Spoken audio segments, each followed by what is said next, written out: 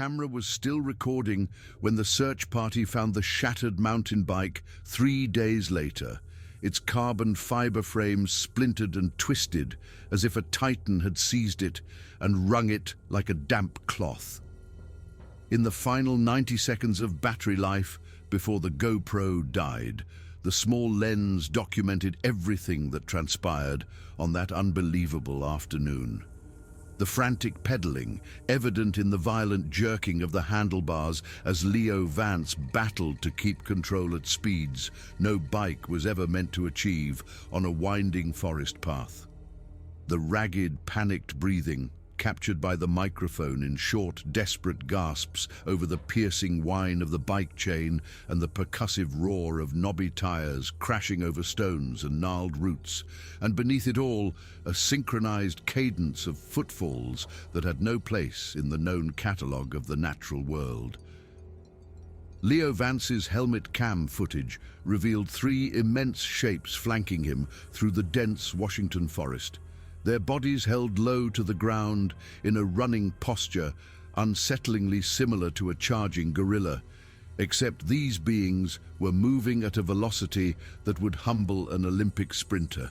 The footage showed them maintaining perfect pace with the bike even as Leo pushed 30 miles per hour down a trail barely a meter wide, their powerful arms propelling them forward with a rhythm that bespoke terrifying strength and practiced tactical coordination. If you slowed the footage, watching frame by agonizing frame, you could discern their communication.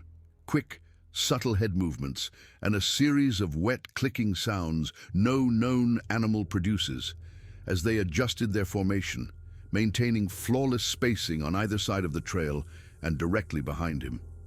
The camera captured the precise moment they funneled him toward the ravine, working in concert with the kind of strategic precision wolves employ to isolate a weak caribou from the herd, only these were not wolves, and Leo was no feeble prey.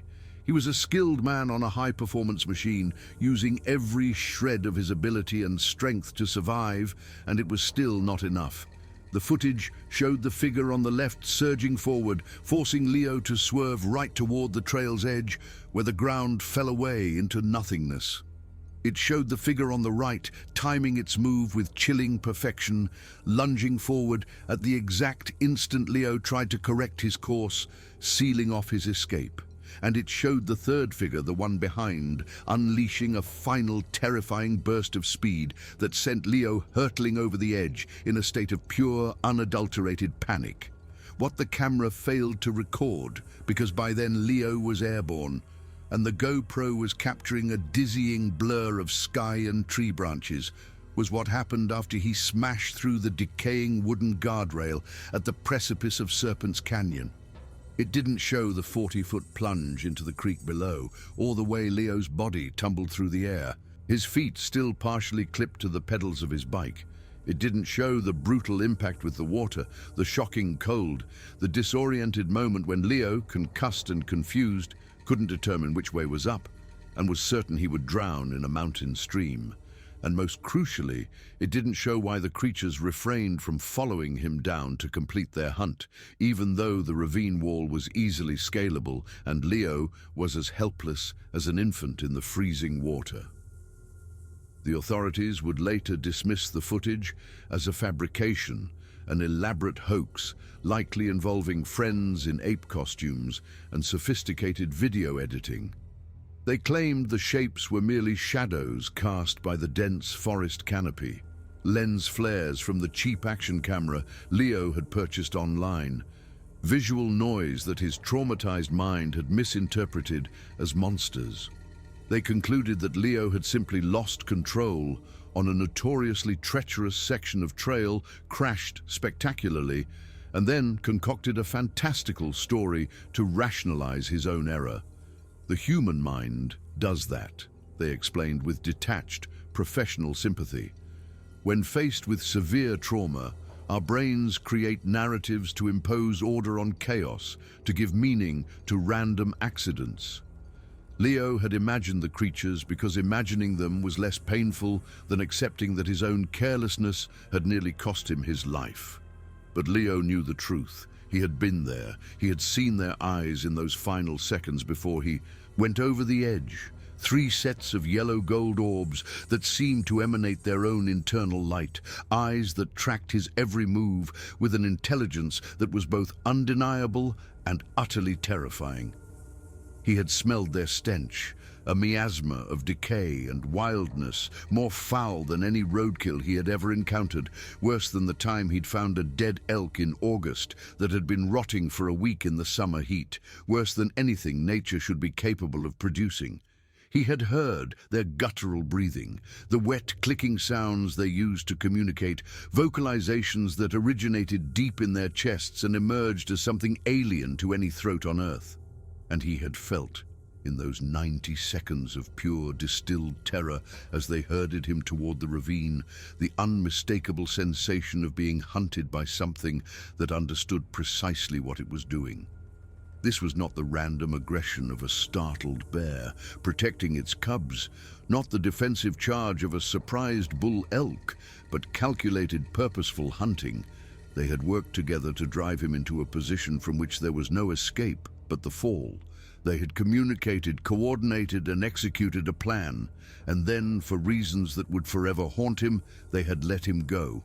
This is the story of what truly happened on Serpent's Crest Trail during 7 days in September, a week that began with a simple training ride and ended with Leo Vance learning a truth so profound that most people will never believe it, and that a part of him still wishes he had never discovered. It's the story of how Leo learned that in the darkest corners of America's vast wilderness, in the ancient old-growth forests that still blanket millions of acres across the Pacific Northwest, there are things that watch from the shadows, things that hunt, things that work together with intelligence and purpose, and most terrifying of all, things that do not hunt alone. The morning of September 14th broke grey and cold over the Cascade foothills, one of those Washington autumn mornings that hinted at rain by afternoon, but offered a few precious hours of dry riding for anyone willing to rise early enough to seize them. Leo Vance loaded his Santa Cruz Bronson onto the rack of his Toyota Tacoma at precisely 6:15. His movements practiced and efficient after years of pre-dawn excursions. The bike was his sanctuary, a top-of-the-line full-suspension model he had saved for 6 months to acquire, every component meticulously chosen and installed.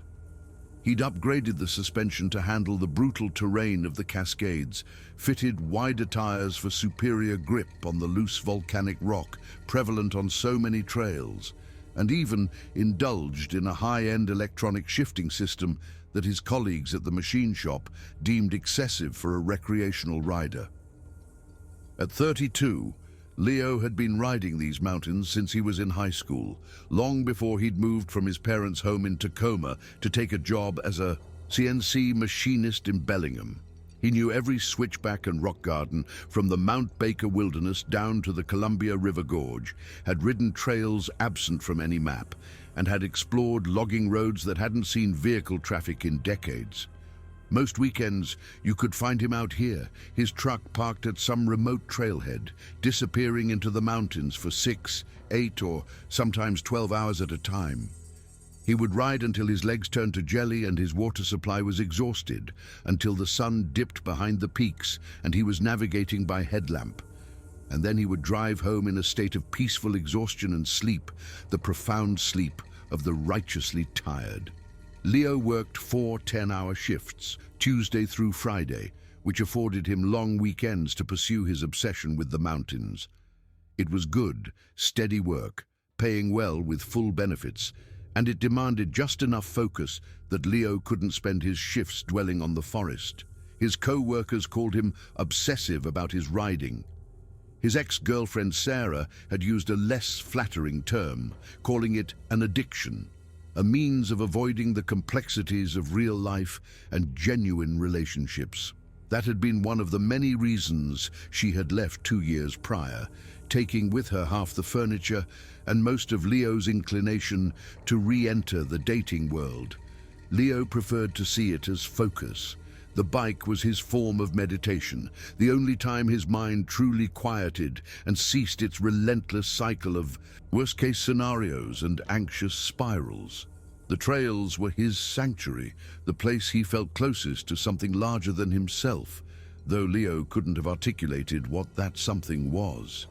And the solitude of the forest, the absolute silence one could find deep in the backcountry, was the only place Leo felt completely at peace with the world. This morning was meant to be special. Leo had been planning this ride for 3 weeks, ever since he had discovered something unusual while poring over satellite imagery on Google Earth late one night. He had been searching for new trails to explore, zooming in and out on various sections of the Ironwood National Forest, when he noticed a faint line cutting through an area the maps designated as Whisperwood Basin. The line was barely visible through the dense tree cover, but Leo's experienced eye recognized it as a trail, likely an old logging road or perhaps a game trail widened over the years by hikers or illegal dirt bikes. What made it intriguing was its location. Whisperwood Basin was situated in a remote section of the national forest that even the logging companies had largely bypassed. A bowl-shaped depression encircled by steep ridges that made access formidable. The satellite images revealed old-growth forest, the kind of massive Douglas firs and western hemlocks that had somehow eluded the chainsaws during the logging boom of the mid-20th century. Leo had inquired at the local bike shop, mentioned the basin to some of the more seasoned riders, and received only shrugs and cautionary advice. One older rider, a semi-pro downhill racer named Mark, who had ridden every trail in 3 counties, had heard of Whisperwood Basin but had never been there himself. He said the access was too difficult and the trails too overgrown to justify the effort. This only strengthened Leo's resolve to explore it. The trail would add approximately 15 miles to his usual Serpent's Crest loop, taking him deeper into the backcountry than he had ever ventured before. But Leo had the entire day free and the physical conditioning to handle whatever the forest presented. He had packed extra water, 2 energy bars, a first aid kit, and his phone, despite knowing that the signal would be non-existent that deep in the mountains. His GoPro was fully charged and securely mounted on his helmet, set to record the entire ride, because Leo enjoyed reviewing his footage later, studying his technique on technical sections and reliving the best moments of the ride during the long, monotonous shifts at the shop. He arrived at the Serpent's Crest trailhead by 7:30, the gravel parking lot deserted except for a dilapidated Subaru wagon that had been slowly decomposing there for months, gradually being consumed by blackberry vines and morning glories. It had become a fixture of the landscape, a monument to some forgotten adventure. Leo parked in the far corner, killed the engine, and sat for a moment in the quiet cab of his truck, mentally preparing for the ride ahead. The air when he stepped out was crisp and clean, carrying that distinctive mountain scent of damp earth, Douglas fir, and decaying needles. Leo took a deep breath, filling his lungs, feeling his body awaken and his mind sharpen with anticipation. The temperature was likely in the mid-40s, cold enough to require arm warmers for the first few miles until his body warmed up. But perfect riding weather once he got moving. The sky was a solid sheet of grey, the kind of low clouds that might burn off by noon or linger for the entire day. Leo checked the weather forecast one last time on his phone. A 20% chance of rain with light and variable winds, then pocketed the phone and began his pre-ride ritual. First, he checked the bike, running through the same checklist he had performed hundreds of times. Tire pressure was good, both wheels were properly seated, brakes were responsive, and the suspension was set for his weight and the day's riding style. He donned his hydration pack, the weight of 3 liters of water settling comfortably between his shoulder blades. He clipped his energy bars to the pack's hip belt for easy access. He double-checked that the first aid kit was present, not that he expected to need it, but it was always better to be prepared. Helmet on, chin strap snug, GoPro's recording light blinking red, gloves on, arm warmers pulled up, sunglasses in place despite the lack of sun. Leo clipped into his pedals with the satisfying double click that confirmed he was securely locked in, and began to ride.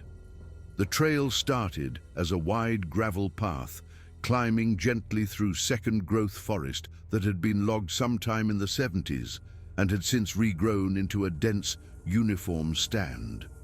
Young Douglas firs stood shoulder to shoulder, their trunks no more than 8 or 10 inches in diameter, forming a wall of vertical lines on either side of the trail. The ground was carpeted with sword ferns, their fronds still heavy with morning dew that spattered Leo's legs as he brushed past. The scent of the forest enveloped him immediately, that complex perfume of living and decomposing plant matter, of fungus and moss, of the sweet decay of fallen needles, of earth that remained perpetually damp in this climate where rain was more common than sunshine. The first mile was always the most challenging, Leo's cold muscles protesting the effort, his cardiovascular system taking time to adjust to the demands of his legs. But by mile 2, he had found his rhythm, that perfect cadence where pedaling felt almost effortless, and he could let his mind wander while his body performed its trained task. The trail climbed steadily, gaining about 300 feet per mile on average, the grade steep enough to increase his breathing, but not so brutal as to require rest.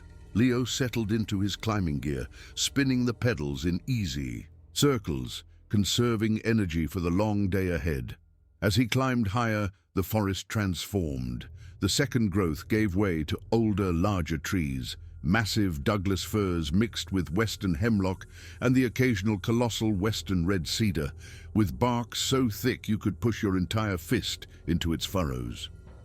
Sitka spruce appeared as he neared the ridgeline, their gray-green needles and distinctive drooping branches easy to identify.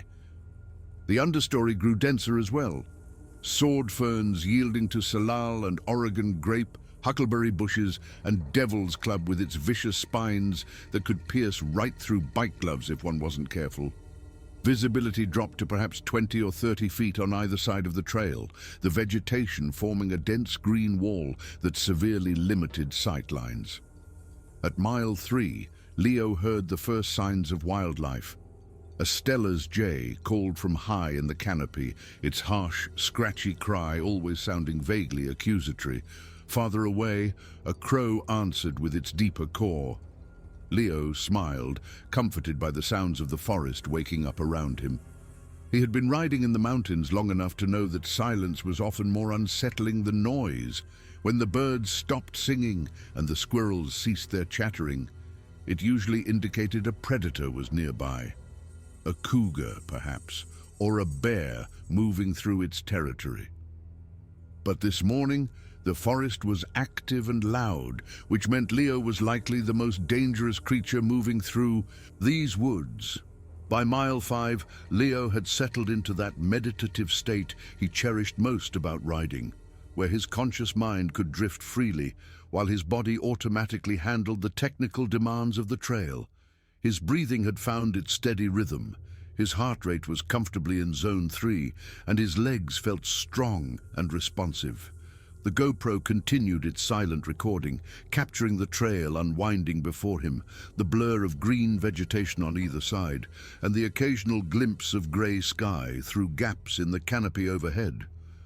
The trail had narrowed to true single-track now, barely wide enough for the bike's handlebars, with drop-offs on one side or the other depending on the slope. Leo navigated the technical sections with practiced ease, unweighting the front wheel to lift over roots, leaning into turns and finding the smoothest line through rock gardens where volcanic stones the size of basketballs littered the path. This was the riding he lived for, where every second demanded his full attention, leaving no room for the anxious thoughts that plagued him during the slower parts of his life. At mile marker 7, a faded wooden post installed years ago and never maintained by the Forest Service, Leo noticed the first unusual thing of the morning. A doe stood beside the trail, so close he could have reached out and touched her flank as he passed. She was a blacktail, common in these mountains, her coat beginning to transition from the reddish summer hue to the grey-brown of winter. What caught Leo's attention was not her presence. He saw deer on nearly every ride, but her behavior. She didn't bolt as he approached. She didn't even turn her head to look at him. Her body was absolutely rigid, every muscle tensed, her ears swiveled forward and locked on something in the trees to the north. Leo slowed to a stop, 1 foot on the ground, and followed her gaze into the dense forest. At first, he saw nothing but the endless columns of tree trunks disappearing into shadow and undergrowth, the same view he had been seeing for the past hour. But something about the doe's intensity made him keep looking, scanning the forest methodically, trying to spot whatever had her so completely transfixed. The deer's nostrils flared rapidly, testing the air. Leo could see the white showing around her eyes, that wild, terrified look prey animals get when they know a predator is nearby but can't pinpoint its location. A small shiver ran down his spine, despite the warmth his body had generated from climbing. Whatever was out there in the trees had the doe absolutely frozen with fear, too scared to run, waiting to see which direction the threat would come from before committing to flight. Leo sat there for perhaps 30 seconds, his own breathing unconsciously slowing to near silence as he listened and watched. The forest around them had gone quiet. He realized with a start that he could no longer hear any birds, squirrels, or the rustle of smaller animals. The silence was so complete it felt unnatural, oppressive, as if the entire forest were holding its breath. Then, without any discernible stimulus, without any sound or movement that Leo could detect, the doe exploded into motion. She didn't run down the trail or back the way Leo had come. Instead, she crashed directly into the dense undergrowth on the south side of the trail, away from whatever she had been watching, fleeing with the desperate speed of an animal that knows its life depends on every fraction of a second. Leo expected to hear her crashing progress through the ferns and salal, the usual racket deer make when running flat out through thick vegetation, but there was nothing. The doe vanished into the undergrowth, and Leo heard absolutely nothing. No breaking branches, no heavy footfalls, no swishing of disturbed ferns. It was as if she had simply ceased to exist the moment she left the trail. The impossible silence of her departure bothered Leo more than anything else about the encounter. He knew deer, and they were not quiet animals when they ran. They crashed through the forest like small bulldozers. For the doe to disappear in complete silence meant either Leo's hearing had failed or the deer had moved in a way that violated everything he understood about how large animals behaved in a dense forest.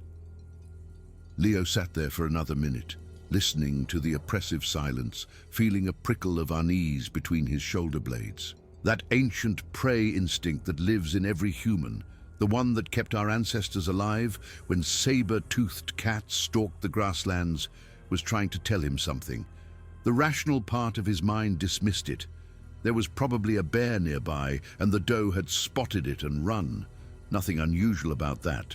But the primitive part of Leo's brain, the part that still remembered when humans were not apex predators, insisted that something was wrong. The silence felt intentional, deliberate, as if the forest were hiding something. Leo shook his head, annoyed with himself for getting spooked. He clipped back into his pedals and started riding again, but he couldn't shake the feeling entirely.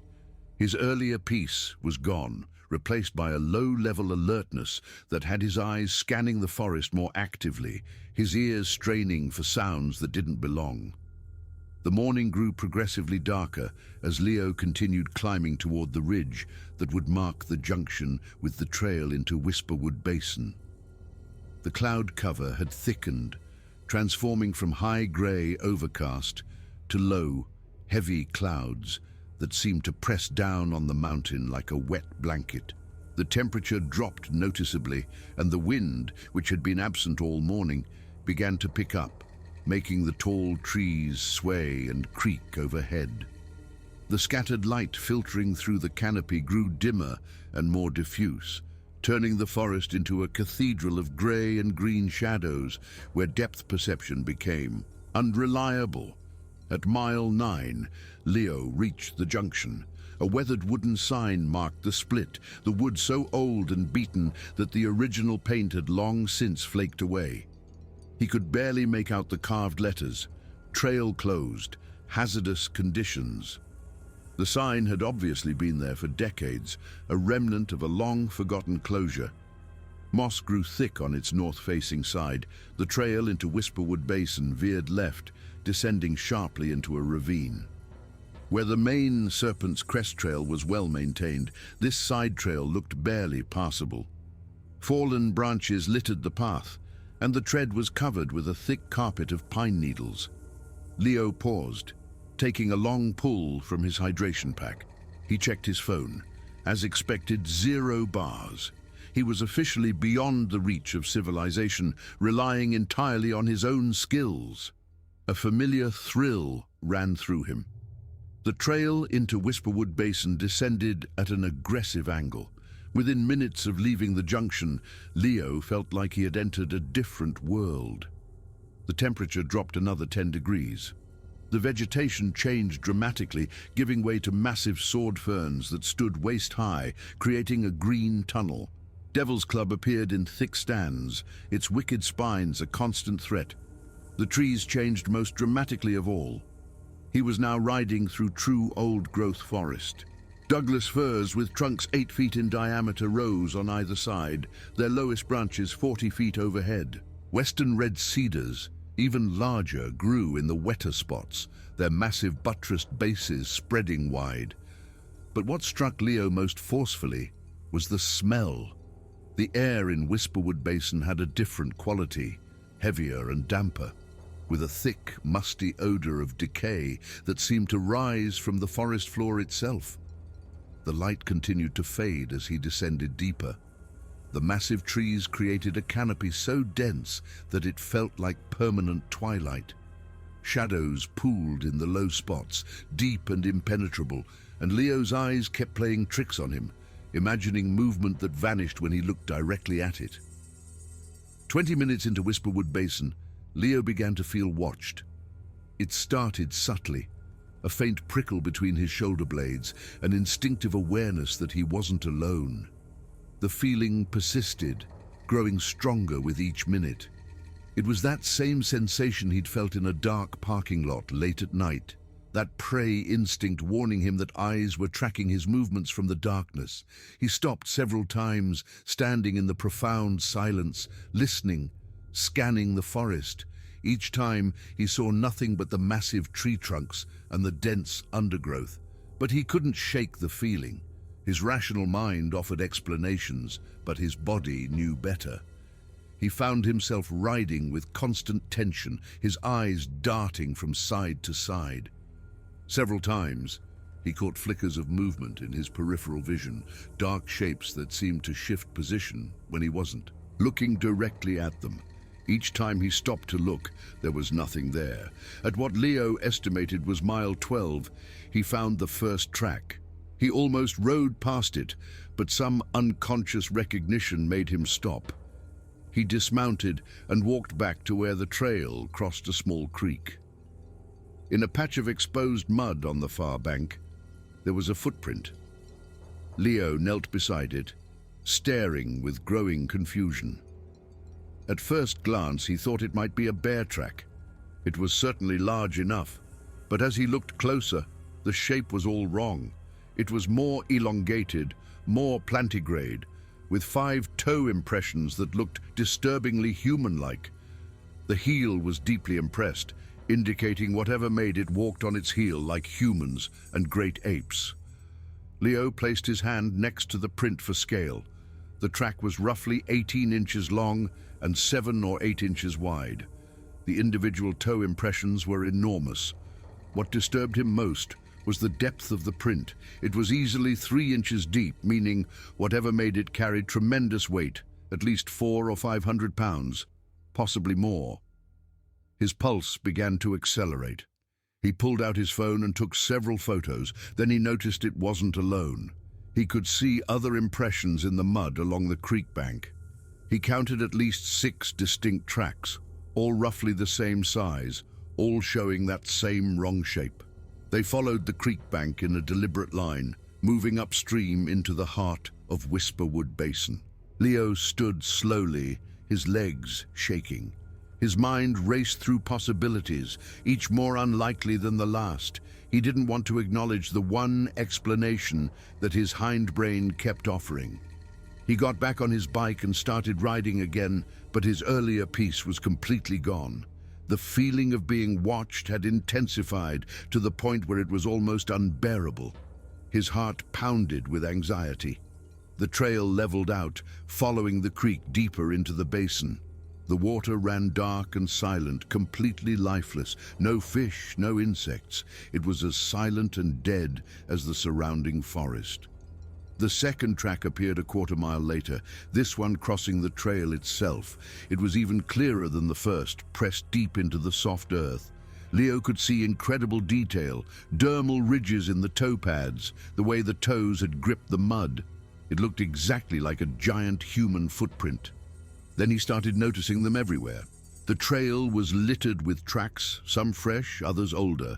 They clustered along the trail as if multiple large creatures had been using it regularly as their highway, and some were very recent.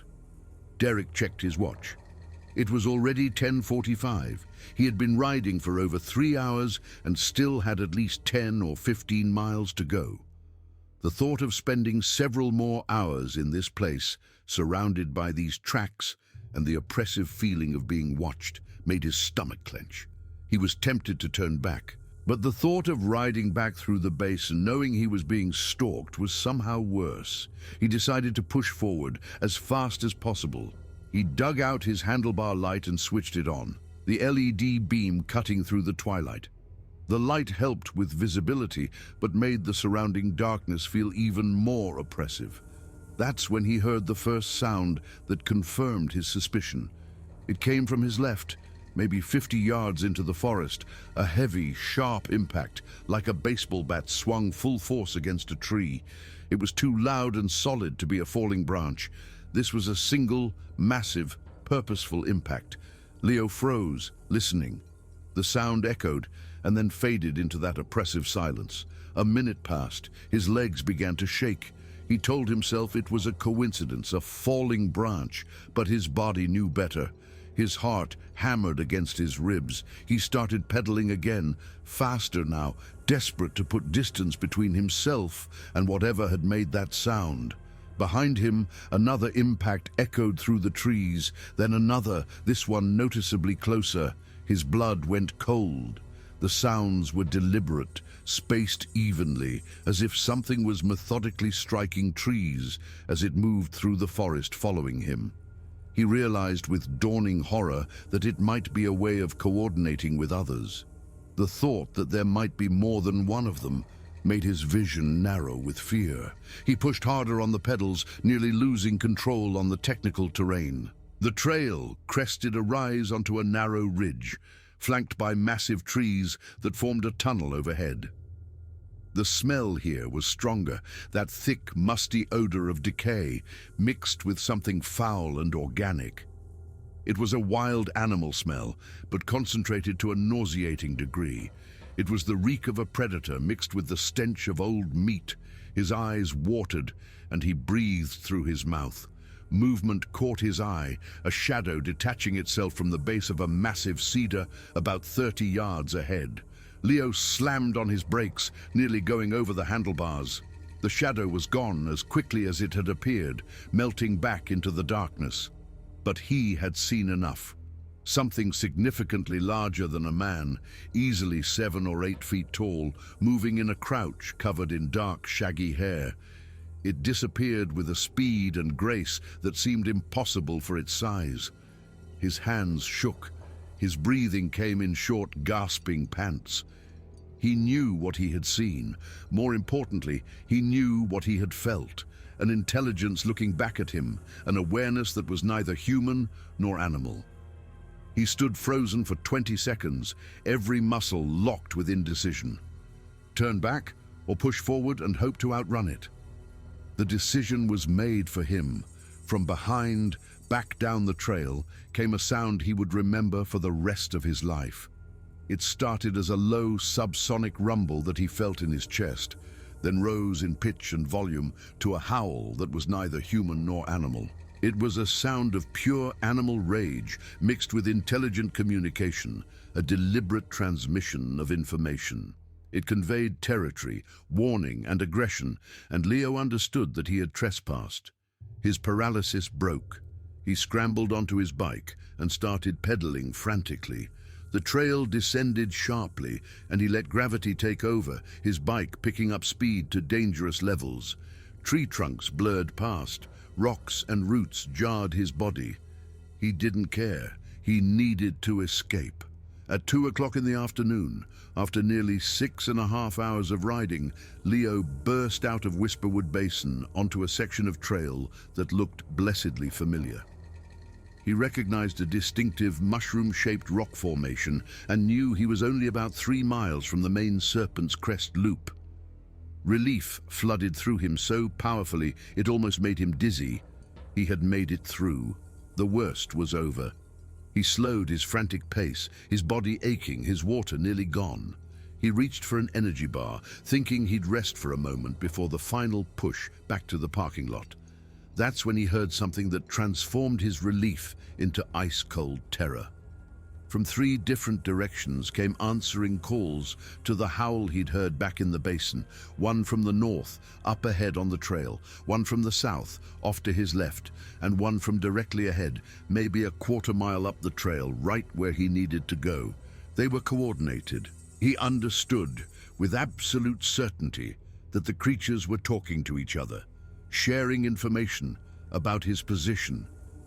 He had ridden straight into the middle of a coordinated ambush. They had been tracking him, following his progress, and now they had positioned themselves to surround him.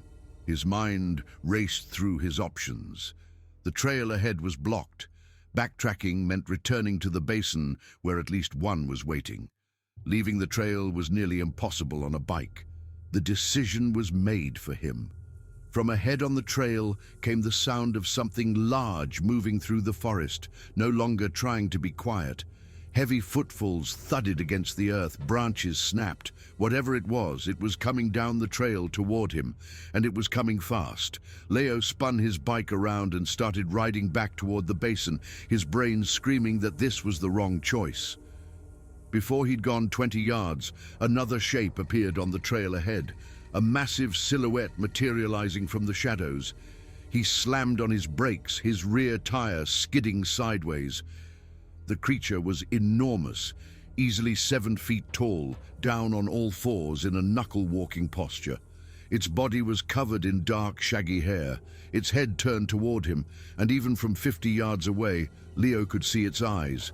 2 points of yellow-gold light that glowed with their own luminescence, tracking his every movement with unmistakable intelligence. Its breathing was a wet, rasping sound. The fetid reek rolled over him like a physical wave. For 3 seconds, they stood frozen, predator and prey. Then the creature charged, its massive arms propelling it forward with shocking speed. Leo reacted with pure instinct, jerking his bike to the right, plunging off the trail into the forest. Branches whipped his face, his front tire hit a root, but somehow he held on, kept pedaling, kept moving. Behind him, the creature crashed through the undergrowth like a bulldozer. He risked a glance back and saw it gaining on him, moving through the terrain with fluid, practiced ease. His front tire found a game trail, and he followed it blindly, his bike picking up speed on a sharp descent. He was completely out of control, but stopping meant being caught. The game trail emerged onto an old, overgrown logging road. He accelerated, standing on the pedals, thinking he might actually escape. Then he heard them ahead. 2 more sets of heavy footfalls coming from the forest on either side of the road. His stomach dropped. They were herding him. The first creature had been pushing him toward the others. Two shapes emerged from the trees, one on each side of the road, cutting off any escape. They were slightly smaller, but still massive. One of them dropped something it was carrying. In the brief glimpse Leo got, he saw it was a deer, or what was left of one, the carcass torn apart. The message was clear, his mind fragmented. Ahead, the road curved right. To the left, the land dropped away sharply into another ravine. He could hear water. It was a terrible option, but it was the only one he had. At the last second, he veered left, his bike plunging down the steep embankment. Gravity seized control. He accelerated down the slope, bouncing over rocks and logs. A jarring impact sent him airborne. He was flying, his bike separating from his body. He hit the ground hard, the air driven from his lungs. Pain exploded in his left shoulder and ribs. He tumbled down the slope until he slammed into a tree. For several seconds, he couldn't move or breathe. Above him at the top of the embankment, he heard them. All three creatures had followed him to the edge. They were vocalizing, conversing, discussing what to do next. He forced himself to move. His bike was destroyed. He stumbled to his feet and started running toward the sound of water. Behind him, he heard them descending the embankment. The creek appeared ahead.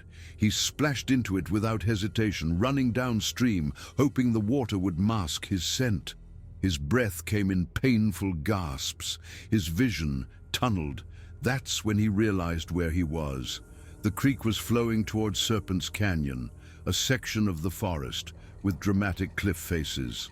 He knew the overlook was miles away, and he didn't have miles left in him. The creek widened, the water picking up speed. He heard the rush of rapids ahead, a waterfall. He tried to climb out, but his exhausted legs betrayed him. His foot caught on a submerged rock, and he went down, the current grabbing him, pulling him toward the edge. He clawed at rocks and roots, his fingers finding purchase on a branch. He held on, his body stretched out in the current. The branch creaked, then snapped. The current seized him again, faster now, the water frothing white. The falls weren't massive, maybe 40 feet, but they might as well have been Niagara. He tumbled over the edge. Time seemed to stop as he fell. The impact with the water felt like being punched by a giant. He went under, the current pulling him down. His lungs burned. He was drowning. The current tumbled him along the bottom. His head broke the surface. He gasped, coughing and choking, and crawled toward the bank, collapsing on a flat rock. He was alive. He rolled onto his back, staring at the gray sky. His hand went to his helmet, finding the GoPro still attached, its little red light blinking. That's when he heard them above, at the top of the waterfall. He could hear their vocalizations, hear them moving along the edge of the cliff. But they didn't come down. He waited, tensed for the final confrontation, but the sounds gradually faded. They were leaving. It took him 10 minutes to gather the strength to move. He was soaked, shivering, his body a mosaic of pain, but he was alive, and the creatures were gone. The hike out took 4 hours. He stumbled through the forest like a zombie, following the creek downstream. As darkness descended, he saw lights through the trees. He emerged onto a gravel forest service road. A green Park service truck was parked 50 yards away. A ranger got out, his expression shifting from surprise to alarm. The ranger's name was Caldwell, and he later told the police he'd never seen anyone in such bad shape who could still walk. Leo's lips were blue, his left arm hung at an odd angle, and he was covered in cuts and bruises. But it was his eyes that Caldwell remembered. The 1,000-yard stare of someone who had seen death. Leo tried to explain, but his words were jumbled. Caldwell wrapped him in emergency blankets and radioed for an ambulance. As they drove, Leo kept muttering about the creatures, about being hunted. Caldwell assumed it was hypothermia and head trauma. The ambulance met them at the Serpent's Crest parking lot. Leo's Tacoma was still there. As the EMTs loaded him onto a stretcher, he grabbed Caldwell's sleeve. "My bike," he said, his voice hoarse. In Whisperwood Basin. There's footage. The camera. You have to find it." Caldwell nodded, but Leo could see he didn't believe him. His hand went to his helmet, but the GoPro was gone. It must have torn free in the fall. The next 3 days were a blur of hospital rooms and police interviews. He had 2 cracked ribs, a dislocated shoulder, a moderate concussion, and severe hypothermia. The police sent a search team. They found the bike where he said it would be, but the GPORO was missing. They searched the area around the waterfall for 2 days and found nothing. Without the footage, he had no proof. The police were sympathetic but skeptical. The tracks could have been bear prints. The sounds could have been elk bugling. The creatures? Hallucinations. The official conclusion was that he had encountered a mother black bear with cubs, and the rest was trauma-induced confabulation. Leo signed the discharge papers and left the hospital in silence. He sat in his sister's car, staring at the green forests, knowing that somewhere in there something was watching. Something that hunted in packs. Something that had let him live for reasons he would never understand. In the weeks that followed, he tried to return to normal life, but the mountains that had once been his sanctuary now felt like enemy territory. His bike rack sat empty. At night, when he closed his eyes, he was back in Whisperwood Basin, hearing those vocalizations, feeling the weight of those predatory stares. 2 months later, a hiker found something wedged between rocks in the creek below the waterfall. 3 days later, Caldwell called. They had found his GoPro. The device was damaged, but the SD card was intact. Leo drove to the ranger station, his heart in his throat. Caldwell pulled up the footage on a computer. Leo watched himself enter the basin, saw the strange tracks, heard the tree impacts. He watched himself flee, the forest blurring past. Then came the moment he'd seen the first shape. The GoPro had captured it, a brief glimpse of something large and dark, moving with impossible speed. The footage continued, showing his frantic escape. And then, in those final 90 seconds, the camera captured them. 3 shapes, moving through the forest on either side of him and behind, their bodies low to the ground, running on all 4s. The video was poor, the light bad, the camera bouncing wildly. But for several frames you could see them clearly, massive humanoid forms covered in dark hair, their movements coordinated and purposeful. The footage ended when he hit the water. Caldwell watched the footage 3 times without speaking. Finally, he sat back, his face pale. "What the hell are those?" he asked. Leo didn't answer. Both men knew what they had just seen. Caldwell made a copy and filed a report, but Leo knew nothing would come of it. The video was too ambiguous. Skeptics would say the shapes were shadows, or bears, or anything but what they actually were, and maybe that was for the best. Leo kept a copy, stored on a hard drive he never accessed. He didn't need to watch it to remember. Every detail was burned into his memory. He had been hunted by something that worked together with terrible intelligence. He had survived through luck. But he knew they had let him leave. Maybe they'd been fooled from the deer. Maybe they'd been playing with him. Or maybe, in some way he couldn't understand, they had made a choice. Now, 6 months later, Leo has sold his truck and moved to Seattle, far from the mountains. He works in an office, spends his weekends in coffee shops and city parks, places with people and lights. He hasn't been back to the mountains. He never will. But sometimes, late at night, he wonders about Whisperwood Basin. He wonders if they're still there, those things that hunt in packs. He wonders if others have encountered them, or if the forest keeps its secrets. He knows the truth. He saw it in those yellow gold eyes, felt it in the coordinated precision of their hunt. They're out there, they're real, and they're far more dangerous than anyone imagines because they don't hunt alone. They hunt in packs,